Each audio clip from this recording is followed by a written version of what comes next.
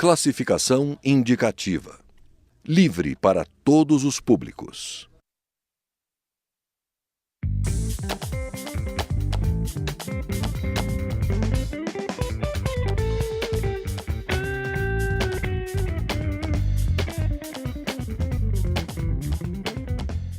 Olá! Metade dos brasileiros não tem coleta de esgoto em suas casas. Da metade do país que tem coleta desses dejetos, mais de 60% não trata.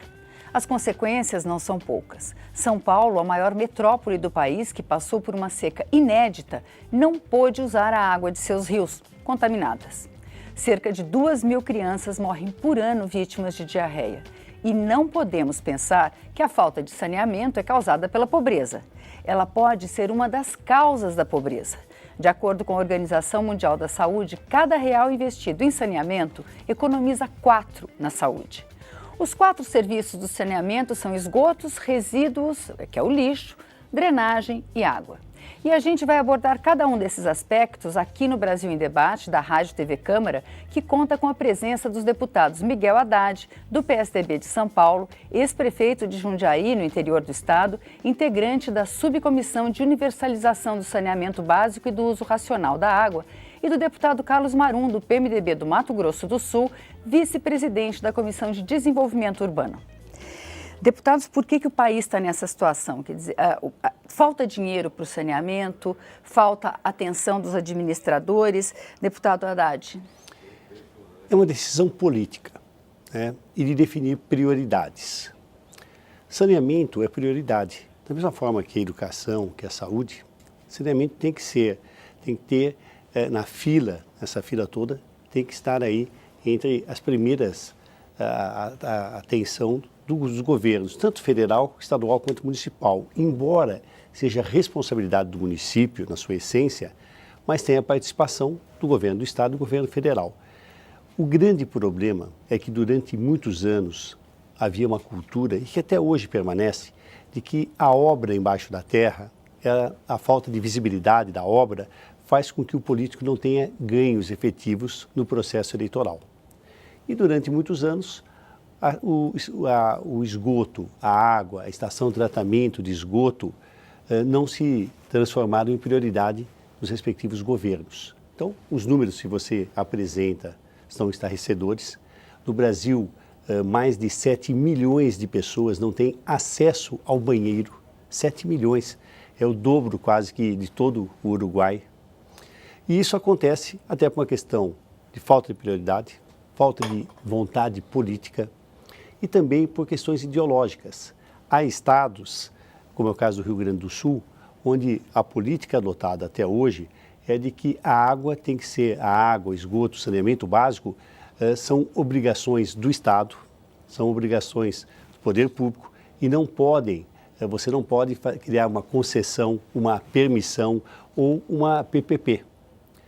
Os resultados, se nós fizermos um levantamento, nós vamos observar que as cidades que avançaram no saneamento básico, elas, na sua grande maioria, foram através de parcerias. A gente vai conversar disso daqui a pouquinho. Eu queria saber a opinião do deputado Carlos Marum. Falta dinheiro para saneamento também? Eu entendo que o dinheiro ele é consequência de uma priorização. Tá? E o eminente deputado Haddad coloca com muita propriedade a questão da cultura. Durante muito tempo, eu diria quase que até hoje, o investimento em saneamento enterrado, ele não era tido como uma atuação que elevasse popularidade de governantes, que trouxesse votos, muitas vezes até complicava, cheio de obras cidades, cavando a cidade. E o resultado é que isso criou um grande passivo, e o Brasil hoje se depara com uma situação como essa, onde, pelo que você colocou, e o dado que nos traz o Haddad, mais ainda chocante, 2 uruguais no Brasil não tem sequer um banheiro. 2 uruguais. O Uruguai é um país importante, ganhou a Copa do Mundo, inclusive, do Brasil, aqui dentro do Maracanã. 2 uruguais de brasileiros não têm sequer um banheiro para utilizar. Então, qual é a solução? Mudar a cultura. Mudança de cultura. Está mudando? Eu entendo que, pelo menos no meu estado, a questão do abastecimento da água, que isso dá voto, hein? Se falta água na torneira, a coisa complica.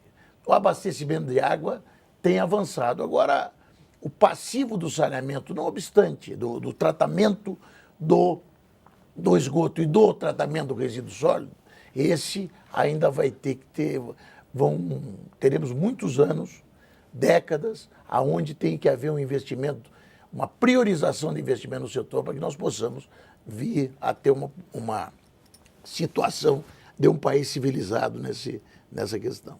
Deputado Haddad, o senhor estava falando da questão das PPPs. O Rio de Janeiro tem uma proposta agora de fazer uma PPP para resolver a questão do saneamento. Algumas cidades já têm esse tipo de administração público-privada da questão do saneamento. O senhor acha que essa pode ser a solução para resolver o problema de dinheiro ou para resolver um outro problema? Porque cada vez que tem uma questão a ser enfrentada, como foi o caso recente do fim do prazo para o fim dos lixões, o que os prefeitos falaram, nós não temos condições técnicas para resolver isso. O senhor acha que essa parceria com a iniciativa privada pode resolver e que há interesse? Eu acho que ela é essencial. Eu acho que esse é o grande caminho, né? Em primeiro lugar, você trazer a iniciativa privada, trazer recursos da iniciativa privada. E você tem algumas referências importantes de absoluto sucesso. Eu vou falar da minha cidade, Jundiaí. Nós temos hoje 98% do esgoto coletado e 100% do esgoto coletado é tratado. Como que foi essa conquista? Primeiro, porque se priorizou efetivamente. Havia uma cultura, havia uma política onde a compreensão de que você tinha que priorizar o saneamento, em especial água e esgoto. Mas só foi possível através de uma concessão. A iniciativa privada entrou, participou, fez os investimentos necessários, uma concessão durante 20 anos, que podia ser prorrogada por mais 10, mas de absoluto sucesso. Estou dando só uma amostra, mas esse é um resultado que se mostra viável, é um mecanismo viável. Então, a participação da iniciativa privada é fundamental, não há outro caminho. Nós temos que trazer a iniciativa privada, os resultados são muito melhores e, além do que, você emprega pessoas. Cuidar do esgoto, a água, o saneamento como um todo, faz com que o país também se desenvolva, além do que de melhorar a questão da saúde. Hoje se sabe, Vânia, que a criança de 0 a 2 anos é a fase mais importante para o desenvolvimento do seu cérebro. Você falou do número de mortes por diarreia, né, que são mais de 2.000 crianças. É um número significativo. Toda vez que a criança tem diarreia, há um prejuízo na formação do seu cérebro. Ela parte de uma concorrência diferente do que uma criança que é atendida pelo saneamento básico. E isso é irrecuperável. Os dados científicos mostram que uma criança que não teve acesso a saneamento básico e teve doenças, como o caso da diarreia, ela parte de um patamar diferente de uma criança que teve acesso. Isso a torna menos competitiva durante a vida toda. Então, o saneamento garante saúde, garante acesso ao mercado de trabalho, por incrível que pareça, e é um caminho importante com a iniciativa privada. Deputado Carlos Marum, eu queria que o senhor abordasse essa questão da parceria com a iniciativa privada, mas eu queria lembrar uma questão. O senhor falou do abastecimento de água, que é importantíssimo, que é popular. São Paulo, a Sabesp em São Paulo distribuiu dividendos, distribuiu dinheiro para os seus sócios e São Paulo ficou sem água. Quer dizer, os interesses entre o capital privado e o interesse público pode dar algum problema? Como é que um administrador público pode lidar com essa questão? Ser administrador público é uma atividade de risco absoluto e de extrema dificuldade. Você veja bem, digamos que num momento de abundância de chuvas, o governo de São Paulo tivesse feito grandes investimentos na área de uma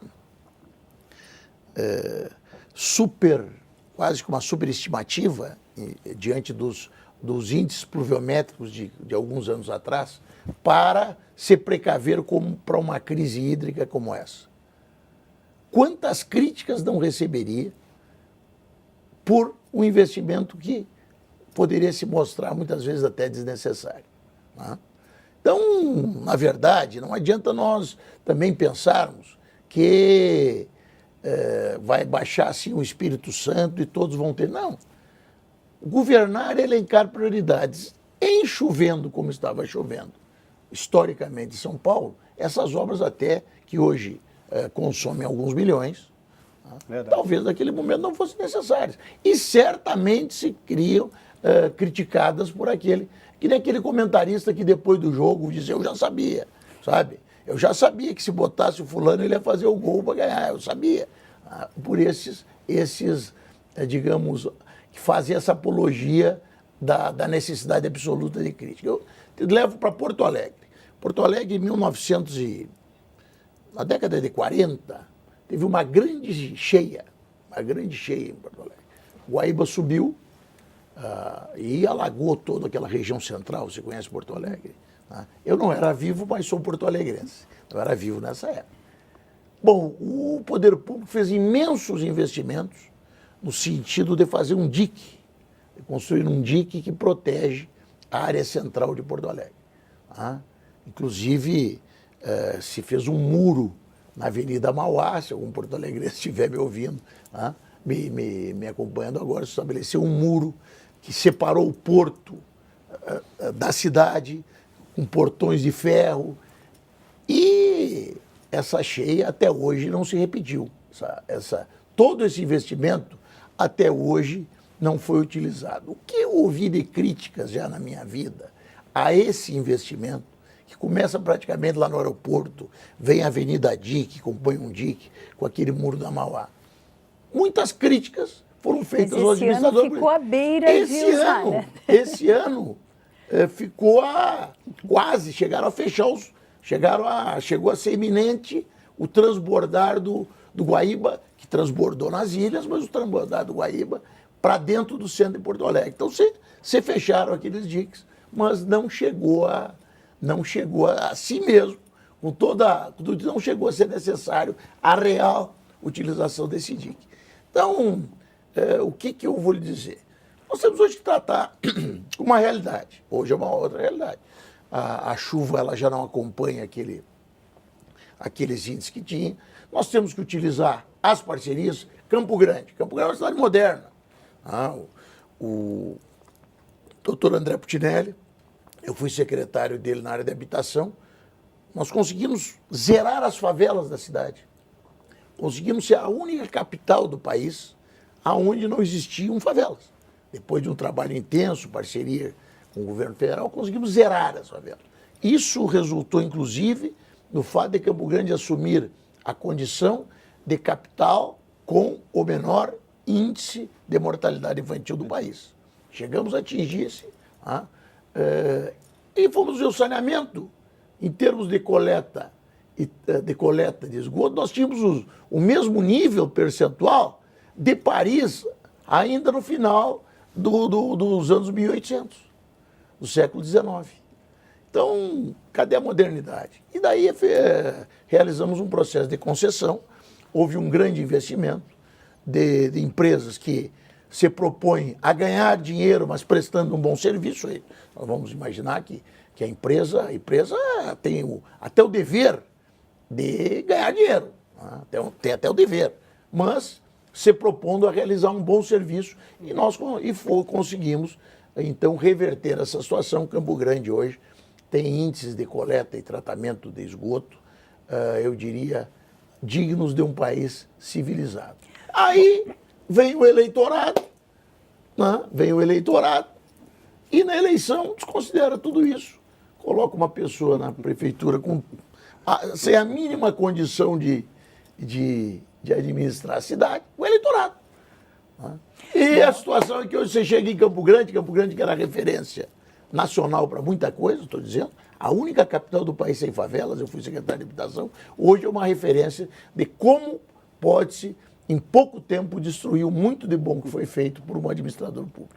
Bom, e a gente volta para falar dessa mentalidade da população daqui a pouquinho.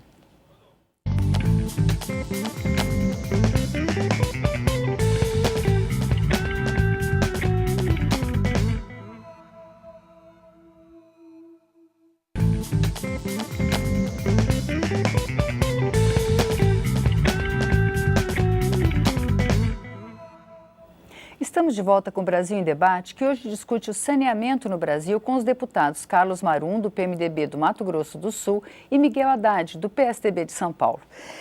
Deputado Haddad, a gente estava falando sobre, e o deputado Marum, essa questão de como o eleitor, de como as pessoas veem a questão do saneamento. Um estudo recente do Instituto Trata Brasil mostrou que mesmo em áreas em que há rede de esgoto, muitas das residências não jogam o esgoto na rede para não pagar a taxa do esgoto. Quer dizer, existe uma falta de consciência da população também, da importância do saneamento. Como é que os senhores veem essa questão do outro lado? E primeiro que há uma dificuldade econômica no país. Então, naturalmente, somente se você observar onde isso ocorre nas regiões mais pobres do país, nas cidades, nos bairros onde você tem uma população de mais baixa renda. Até porque há uma dificuldade econômica e, naturalmente, as pessoas tentam reduzir e minimizar os seus custos, o que é, naturalmente, errado, até porque isso causa um custo final ao município muito maior. Mas isso é uma questão de aprendizado, é uma questão de cultura. É como o papel que se jogava antigamente na rua. Hoje é muito difícil você ver alguém pegar aí, jogar um maço de cigarro, uma caixa, um papel, amassar o papel, jogar pela calçada ou pelas ruas, porque há uma cultura já, inclusive com as crianças, educando os pais no sentido de não mais fazer isto. Essa é uma questão que tem que ser encaminhada, minimiza, na verdade, o custo da família. Quando há uma crise maior, quando a crise é maior, você naturalmente tem esse processo.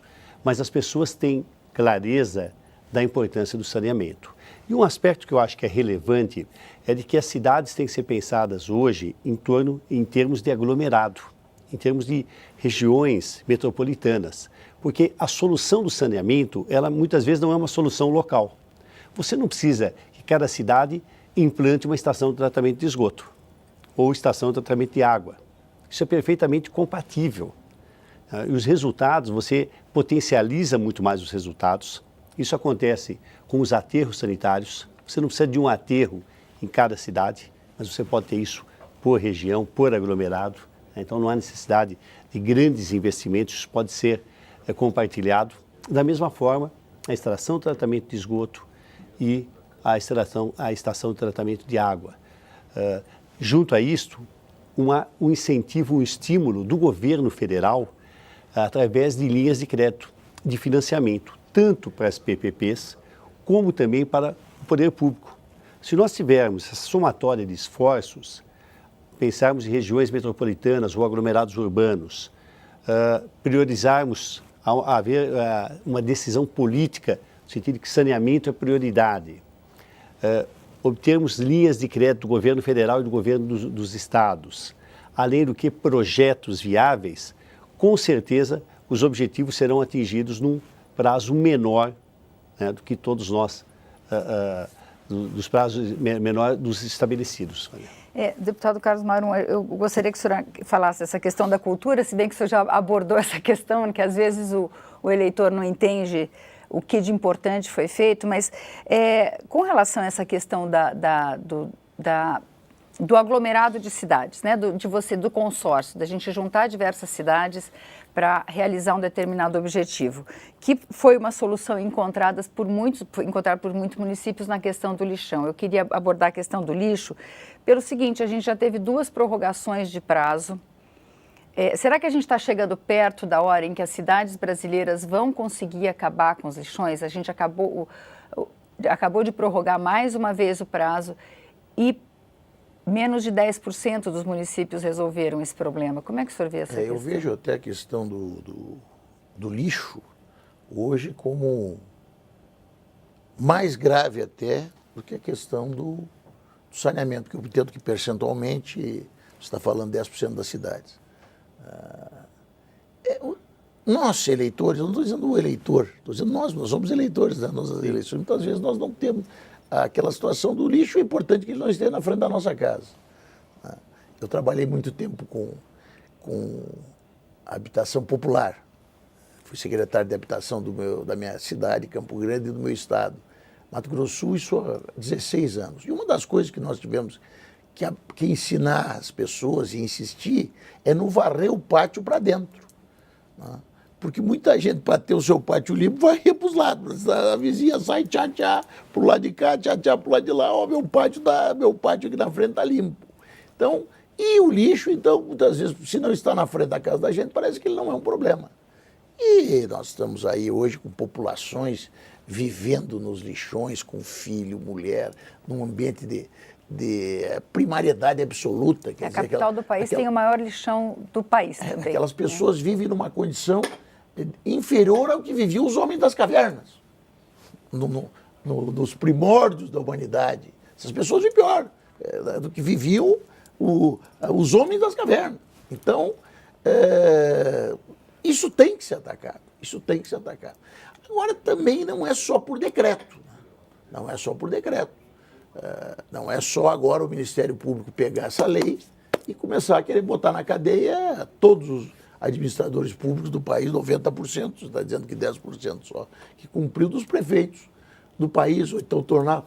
Tem que ser, efetivamente, se criar as condições, inclusive financeiras, para que esse problema comece a ser resolvido. Eu entendo que essa questão do saneamento, ela começa a ser resolvida, e que a questão do lixo nem começou ainda a ser resolvida. Nós ainda não temos sequer uma solução pensada sobre o que fazer. Nós temos essa questão em Campo Grande, eu falo porque eu vivo em Campo Grande. Nós temos lá um lixão que é vergonhoso para uma cidade como Campo Grande. Agora, estamos trabalhando num aterro sanitário. Se por muito tempo trabalhamos a questão de uma usina geradora de eletricidade a partir da queima do lixo como combustível. Da incineração do lixo. Avançamos. Quando trocamos o prefeito, isso antes deste último agora, do mesmo partido, eleito por nós, ele assumiu e entendendo que não era essa a melhor solução. E mesmo sendo um governo de continuidade ao nosso, suspendeu e não tocou para frente essa atitude, voltando a um grande tempo de lixão e o aterro sanitário. Então nós não temos ainda, na verdade, nós ainda estamos sem saber o que fazer. Consórcios, isso é fundamental. Não tem por que cidades próximas, cada uma ter o seu aterro sanitário. Hoje, inclusive, está sendo lançada foi lançada por esses dias aí a frente parlamentar dos consórcios públicos.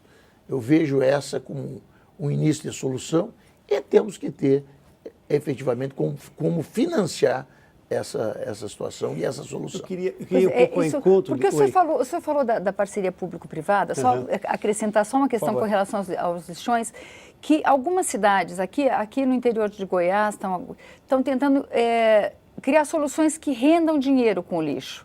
Quer dizer, será que o lixo também não pode ser uma alternativa econômica? Olha, eu não sei se ele pode ser uma alternativa econômica, mas você pode reduzir o custo.